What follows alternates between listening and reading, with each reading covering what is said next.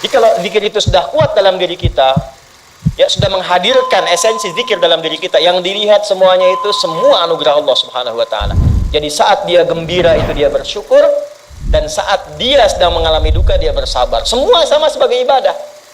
Semakin kenal, semakin dekat, semakin mudah. Kadang belum minta sudah diberi. Ada yang orang belum berucap, Allah sudah berikan. Sehingga ketika menghadapi masalah yang sama, ringan, bukan gak punya masalah, akan dihadapi, diringankan oleh Allah. Masalah yang sama, ini sampai ribut, adu argumentasi. Orang ini cuma senyum selesai. Kenalkan kepada Allah, nanti biarkan janji yang disampaikan oleh lisan Rasulullah itu terjadi. Pengen level tertinggi itu butuh perjuangan. Latihan dulu, kan? Menguras fisik, energi, tenaga, biaya, hasilnya indah. Tapi ada jalan cepat untuk mendapatkan itu. Nih aksesnya, bangun kepada Allah.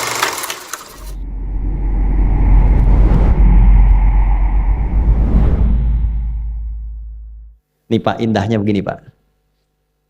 Maaf ya. Lihat istri itu, ingat Allah. Lihat anak, ingat Allah. Ibu lihat suami, ingat Allah.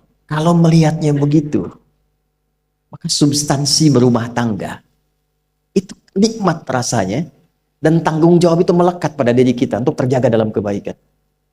Ya. Saya nitipkan handphone saya ke antum, dan antum tahu itu punya saya. Ya, dan Anda mencintai saya misalnya, ta'zim di situ. Mungkin nggak handphone itu ditempatkan di tempat yang tidak baik? Mungkin nggak Anda taruh di lantai begitu saja? Demi Allah saya katakan, mungkin Anda akan mencari tempat terbaik, disimpan di situ, dirapi-rapikan, dilap-lap, karena Anda merasa itu punya saya yang dititipkan pada Anda. Manusia saja bisa Anda perlakukan demikian. Bagaimana ketika Anda melihat anak itu amanah Allah, yang Anda sebagai orang tuanya akan ditanya di kemudian hari. Maka kalau mau bersikap yang nggak enak itu, nggak bisa Pak kita lakukan. Mau bentak tuh nggak bisa. Mau marah tuh ditahan-tahan. Ya. Dan itu dijaga. Lihat istri sebagai amanah Allah itu beda caranya dengan hanya melihat kemanusiaannya saja. Istri melihat suami sebagai amanah Allah akan lain. Ya. Makanya akan selalu sempat dan optimal merawat istri sendiri dibandingkan lihat-lihat istri orang. Begitu sebaiknya. Ibu pun tidak harus berharap, kenapa ya suami saya nggak seperti Ustadz? Harapan yang sia-sia.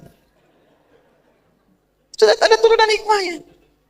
Nah itu ada latihannya. Latihannya apa? Alladzina yadhkurunallah, zikir. Jadi kalau zikir itu sudah kuat dalam diri kita, ya sudah menghadirkan esensi zikir dalam diri kita, yang dilihat semuanya itu semua anugerah Allah Subhanahu wa taala. Jadi saat dia gembira itu dia bersyukur, dan saat dia sedang mengalami duka dia bersabar. Semua sama sebagai ibadah. Ajaban li amril mu'min. Kalau sudah seperti itu, kata Nabi, perkara hidupnya mengagumkan, gak ada keluhan. Itu latihannya zikir. Nah, zikir ini di Quran diturunkan dalam bentuk yang pokok berupa amalan ritual. Karena itulah semua bentuk amalan ritual disebut dengan zikir. Jadi kalau kita ingin hadirkan sifat tadi, maka cara pertama tingkatkan ibadah ritual. Salat. Apalagi? Al-Quran. Saya ambil dua dulu lah, supaya nggak banyak-banyak dulu. Yang pokok salat yang kita lakukan tiap hari. Tinggal kuantitas dan kualitas kita tingkatkan. Maaf, lihat sini baik-baik. Salat itu di Al-Quran disebut dengan zikir. Dalilnya Quran surah ke-20 ayat ke-14. Dan langsung disarikan dengan fungsi ibadah sebagai fungsi hidup kita. Sudah? Perhatikan baik-baik. Innani anallah la ilaha illa ana fa'budni wa aqimis salata lidzikri. Itu dalilnya. Sayalah Allah, kata Allah. La ilaha illa ana, tidak ada Tuhan yang layak dipertuhankan dan layak disembah kecuali saya, Allah. Allah. Bagaimana kenal Allah sebagai Tuhan? Ya, yang layak disembah, yang harus dipertuhankan, kenalnya bagaimana? Mendekatnya bagaimana? Fa'budni, sembah saya supaya kamu kenal saya, dekat dengan saya, tahu saya. Bagaimana caranya? Wa aqimis shalah, tunaikan salat.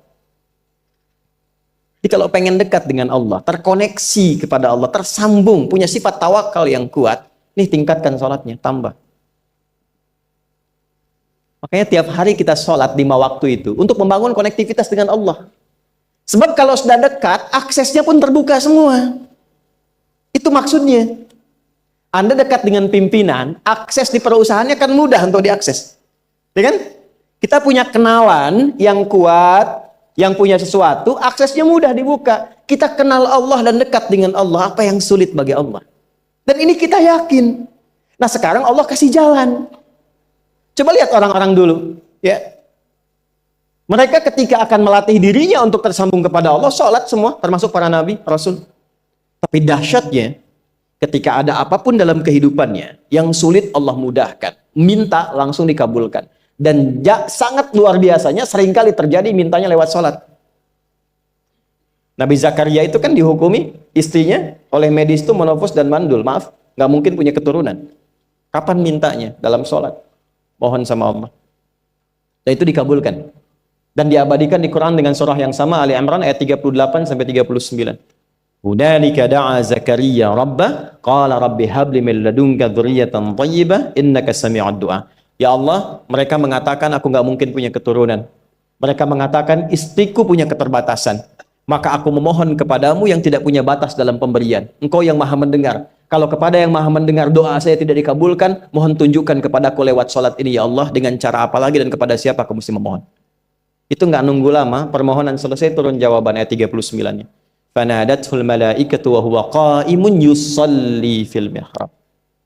Turun malaikat mengabarkan engkau dapat kabar gembira akan punya anak, langsung namanya dikasih Allah Yahya. Annallaha yubasyiruka bi Yahya.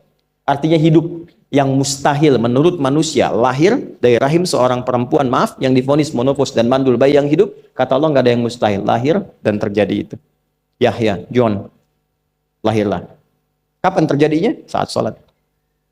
Karena itu saat dipanggil sholat, itu isinya tuh kan doa semua. Silakan ngecek, isinya doa semua. Dari mulai takbir, sujud sampai salam, isinya doa semua. Dan itu konektivitas kita dengan Allah, minta. Kapan itu bisa terkabul dengan cepat doanya? Kapan selesai urusan kita? Kalau koneksinya bagus. Makanya disebutnya zikir, yang terhubung, yang nyambung.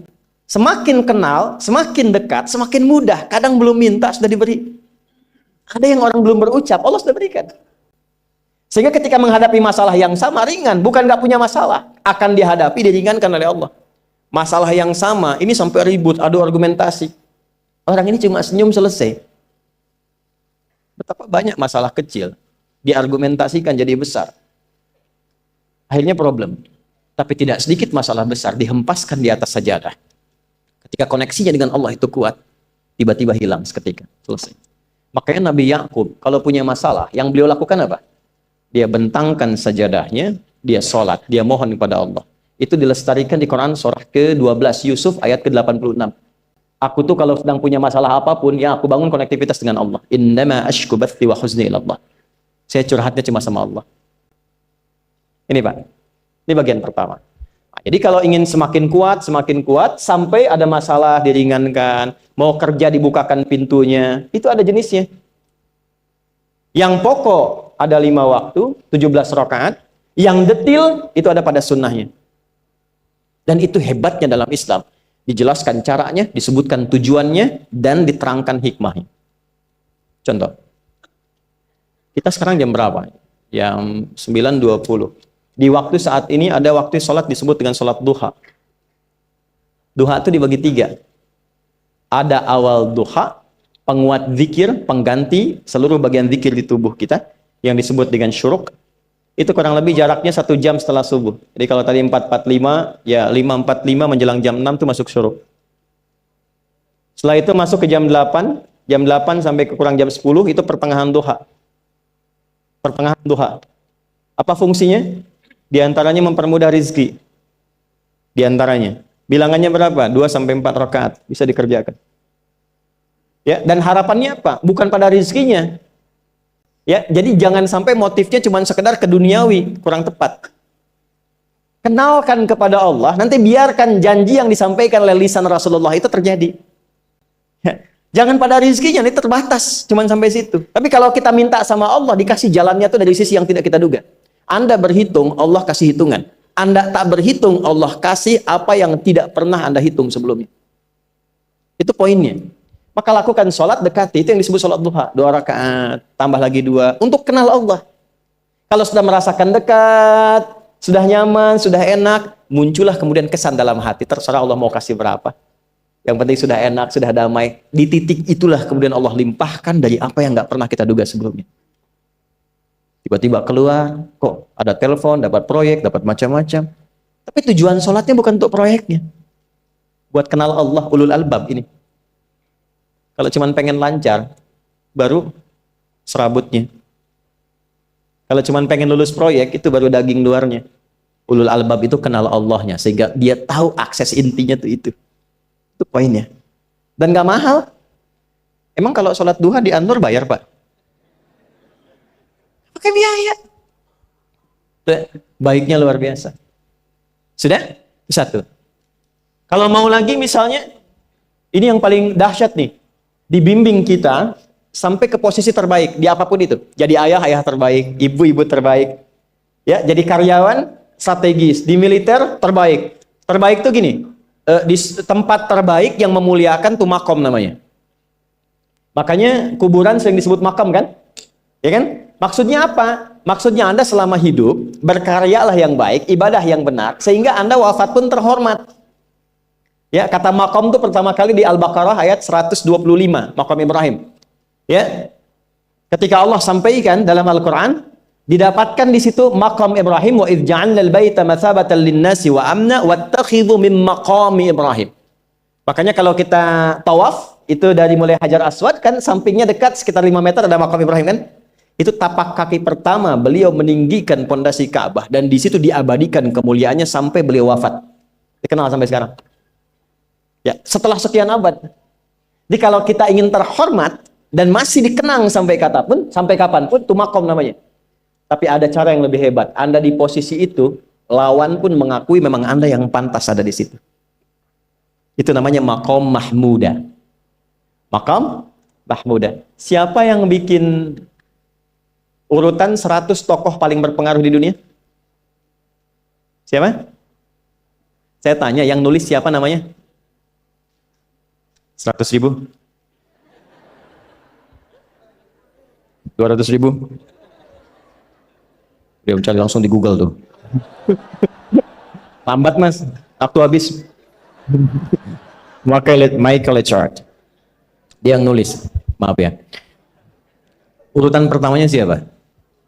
Muhammad SAW. Yang nulis itu muslim atau bukan?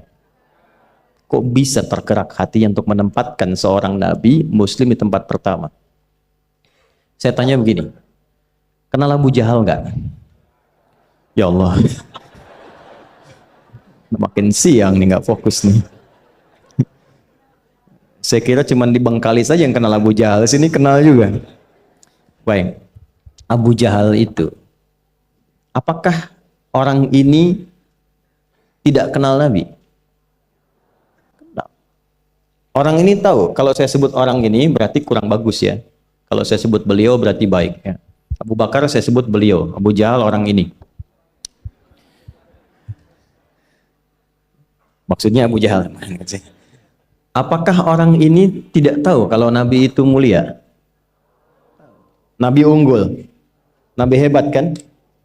Jadi mengakui sebetulnya Nabi unggul. Dan gulat dengan Nabi itu dalam olahraga kalah. Dia tahu Nabi itu kuat. Ya. Di dalam cinta juga tahu Nabi paling unggul. Abu Jahal melamar Sayyidah Khadijah ditolak, Nabi nggak lamar, Sayyidah Khadijah minta dilamarin. Ya. Dari sejak itulah dia nggak mau tahu semua yang dari Nabi, pokoknya semua harus jelek. Walaupun dia tahu itu baik. Nggak kenal, sampai nggak menanamkan pada dirinya nggak ingin kenal kebaikan Nabi. Nggak ingin kenal pada sesuatu, itu jahlun namanya. Jadi kalau ada mbahnya yang paling bodoh, yang nggak pengen tahu, itu Abu Jahal namanya. Maka sejak saat itu orang ini disebut dengan Abu Jahal. Tapi Abu Jahal pun itu meyakini kebenaran, kekuatan Nabi, cuman karena iri saja. Gitu. Tapi dia nggak bisa nolak. Menilai seseorang di tempat terbaik yang kita nggak bisa nolak dan mengakui memang dia orang yang terbaik, itu namanya maqam mahmuda. Tahukah Anda, jalan untuk mencapai makom mahmudah itu nggak akan mungkin kita dapatkan kecuali mendekati yang punya semua makom, yaitu Allah Subhanahu wa Ta'ala. Dan jalannya lewat sholat. Itu lewat sholat. Tapi karena ini levelnya istimewa, tingkat tertinggi, ya prajurit pengen jadi komandan terhebat yang diakui, nggak ada orang nyoal.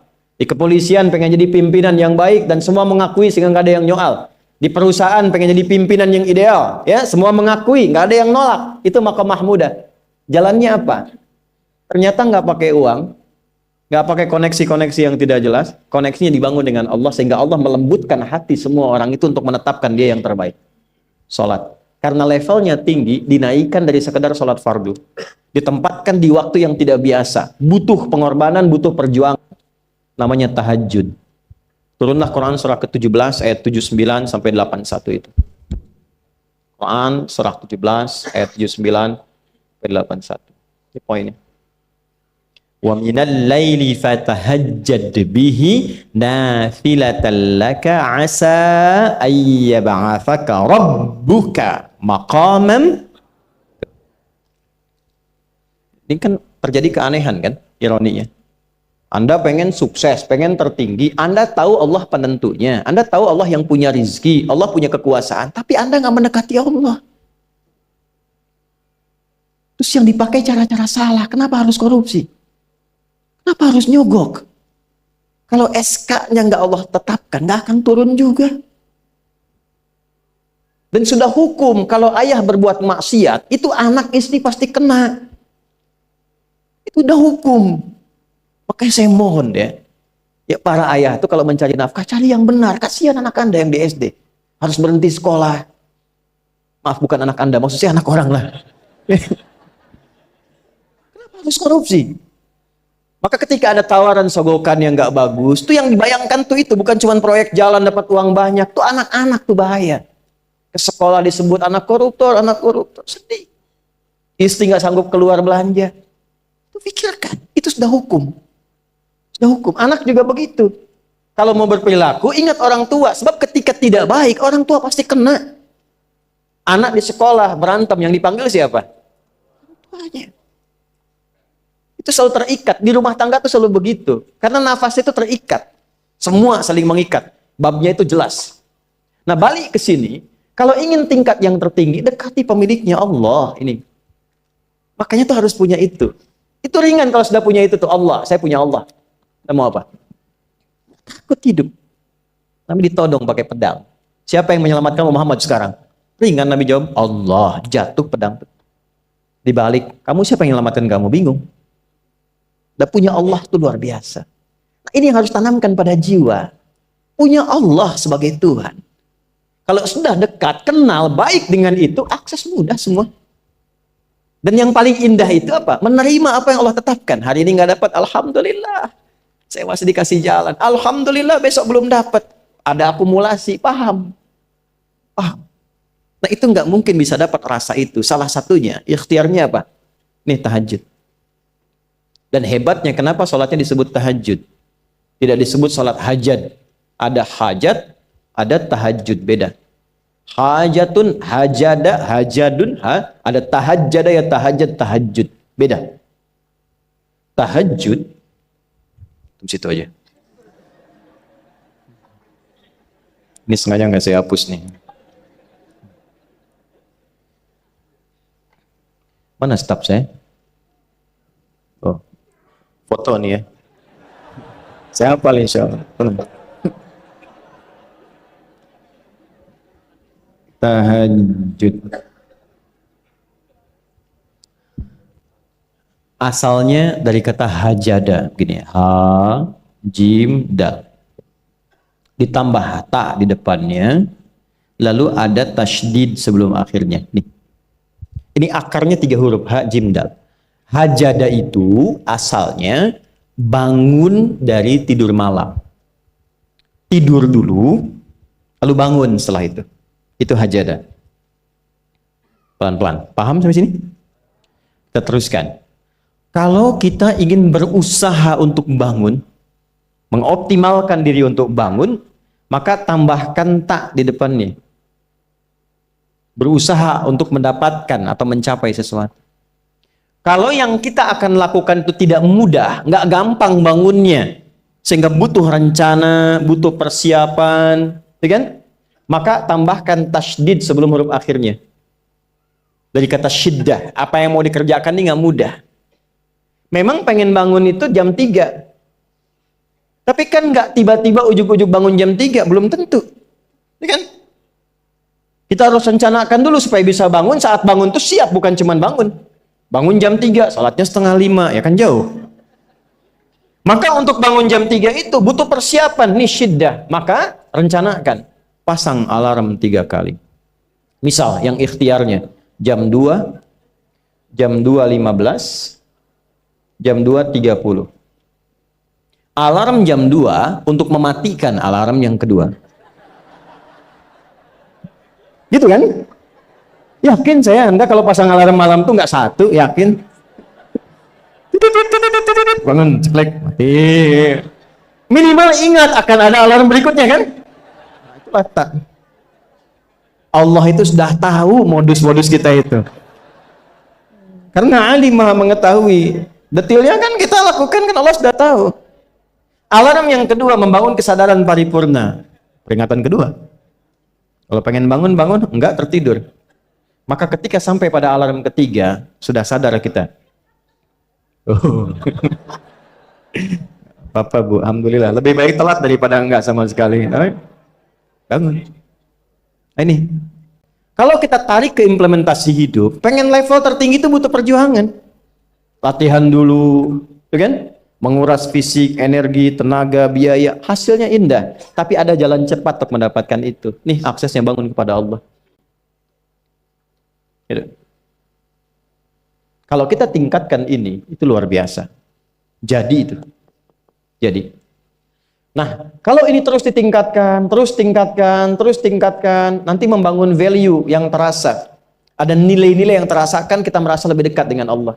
Yang biasanya tadi dipanggil azan baru ingat sekarang, baru selesai subuh udah ingat isya. Nanti isya bagaimana, gitu kan, urutkan. Tapi tetap zuhur juga, zuhur, asar, maghrib, isya. Waktunya kenal, jam berapa. Bahkan dipetakan, saya nanti akan ke sini, masjid yang terdekat di situ. Jadi lihat peta itu, ya lihat peta jalan, saya nggak sebut nama supaya nggak endorse. Itu lihat peta jalan, itu dia petakan, saya akan sampai di situ jam berapa, durasinya berapa, masjidnya di mana. Kalau tertinggal di situ, di sini saya sholat Jumatnya. Sampai ke situ. Nah, value yang membuat kita semakin meningkat dekat dengan Allah, itu takwa namanya. Takwa. Disebutkan sebanyak 240 kali dalam Al-Quran.